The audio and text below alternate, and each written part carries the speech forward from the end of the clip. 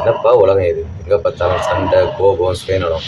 மனுஷங்க ஏன் இப்படி இருக்காங்கன்னு சில நேரம் நமக்கே தோணும்ல. ஆனால் நிஜமாவே உலகம் அவ்வளோ மோசமாயிடுச்சான்னு கேட்டால் கண்டிப்பாக இல்லை. கொளுத்துற வெயிலில் தாகத்தில் வர பறவைக்கும் விலங்குக்கும் மொட்டை மாடியிலையும் ரோட்லேயும் தண்ணி வைக்கிற சின்ன மனசு இருக்கு பாருங்க, அங்கே ஆரம்பிக்குது மனித நேயம். அவசரமாக ஆஃபீஸுக்கு போயிட்டு இருக்கும்போது கூட யாருன்னு தெரியாத ஒரு பெரியவர் ரோடு கிராஸ் பண்ண முடியாமல் கஷ்டப்பட்டா வண்டியை ஓரமாக நிறுத்திட்டு போய் கைப்பிடிச்சி கூட்டிகிட்டு போய் விடுறாங்களே, அவங்க தாங்க இந்த உலகத்தை அழகாக்குறாங்க. ஆஸ்பத்திரியில் ரத்தம் தேவைன்னு ஒரு மெசேஜை பார்த்தா அது யார், என்ன ஜாதி, மதம்னு எதுவுமே கேட்காம ஓடி வந்து உடனே ரத்தம் தராங்களே அந்த இளைஞர்கள், அவங்க இருக்கிற வரைக்கும் மனுஷன் இன்னும் நல்லவன் தான்.